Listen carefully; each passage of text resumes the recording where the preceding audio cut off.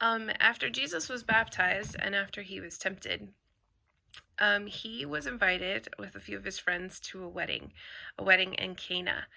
And so we're going to look at that wedding today in John chapter 2, verse 1. So it says, on the third day, a wedding took place. Now, John uses words like on the third day, on the sixth day, on the seventh day, not to give a chronology, but to kind of give order of importance. And so 3 is important, 7 is important. And so when we see those numbers, it's like someday he says the next day, and that's just a progression. But when we see things like a third day or the seventh day, we want to take note of that. It's like he's given us a highlighter. On the third day, a wedding took place in Cana in Galilee. So this is very close to Jesus' hometown.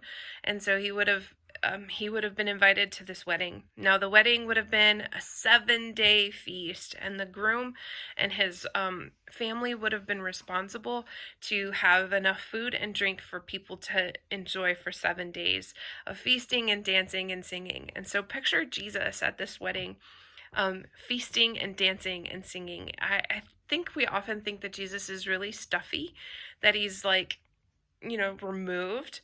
But here he is at this wedding dancing, and he's singing, and he's joining in the festivities. And so, but Jesus' mom is somehow behind the scenes. She somehow knows that there is a need in the kitchen, and that need is that they've run out of wine. Now, we don't know what day of the feast it is. Possibly it's the third day of the wedding feast out of 7. So if they've run out of wine already, it's a big deal. It would have been incredibly embarrassing to the family. Everybody would have just been like, oh man, we came for 7 days of feasting and you didn't provide enough wine for us. And so she goes to Jesus and says, they have no more wine. And he says, woman, why do you involve me? My hour has not yet come. Now, I want to give a little bit of Greek background for the word woman, because we hear it as like, woman, make me a sandwich. But Jesus isn't meaning it that way. It is a term of endearment, kind of like mom or mother. But it is a term signifying that he's an adult. It's how an adult man would speak to his mom. And so he's not being unkind here. He is actually being very kind, but he's also acknowledging, like, I'm not a child. You can't boss me around. I'm an adult. It's the term mom, but it's how an adult would say it. And he says, why do you involve me? My time hasn't come. In John, there is this constant attention to time. And so it's either not yet time, or it has become the time, or now the time has come. And it's all leading up to the recognition of the Messiah and then the fulfillment in his death. So his mother, I love what she does. She totally bypasses his like, mom, it's not time yet.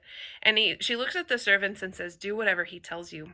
So nearby stood 6 stone water jars, the kind used for Jews for ceremonial washing, each holding between 20 and 30 gallons. Now, I don't know about you, but I often picture a stone jar like, something small. But these were enormous. They would have been about 4 feet tall and very wide, enough to hold 20 to 30 gallons. And so Jesus just tells them, go fill the jars with water. And then they filled them to the brim. So we have 6 jars, each holding between 20 and 30 gallons. We are talking a lot of water. And so when they filled them all the way up, he just tells them, draw some and take it to the master of the banquet. What I love about this miracle is that there's no, he doesn't even pray. He doesn't touch the water. He doesn't even say any words. He just says, go take some. So I don't know at what point the water turns into wine, but at some point it does. And so they take it to the master of the ceremonies. And when he saw it, he didn't realize where it had come from. And then he says, everyone brings out the choice wine first, and then the cheaper wine when the guests have had too much to drink. But you have saved the best until last. And so what I love about this miracle, so Mary's need was that she needed wine. And that was a need not of something huge. It's not life and death. It's not somebody's about to, be sick or die. It's just a miracle of embarrassment. And yet she expected Jesus to do something. And so Jesus has water jugs filled with water, and then he takes it to the master of the banquet. And Jesus met her need in 3 ways. First of all, there's so much wine, and so he met her need in abundance. Secondly, he met her need with excellence. It's not just any old wine, it is the best wine, saved until last. And then thirdly, he met her need in secret, because other than the servants and his little band of disciples, nobody knew what he had done. And so he meets her need way above and beyond. There is a verse in Luke that says, God will fill you to overflowing, pressed down and overflowing. And so I love that. He meets her need with excellence, with abundance, and in secret. Okay, the results. The people at the wedding got great wine. Jesus performs his first sign, and the disciples' faith grew just a little bit. In the last verse of this story, it says, what Jesus did here in Cana of Galilee was the first of the signs through which he revealed his glory, and his disciples believed in him. And so the people at the wedding, they get great wine. Jesus reveals his glory, and the disciples believe just a little bit. Now, I think it's significant that John uses the word sign. This was the first sign, because he doesn't use the word miracle, because he's trying to point our attention back to another time when the word signs and wonders was used. And that's during the Exodus with Moses.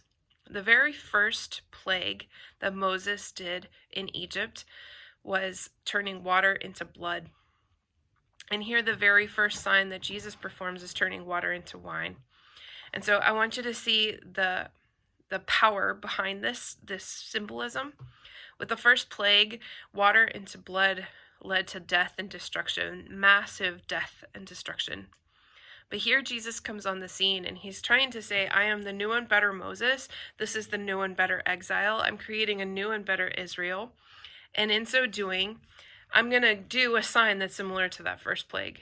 But where the water into blood brought death and destruction, the water into wine brings a great amount of joy.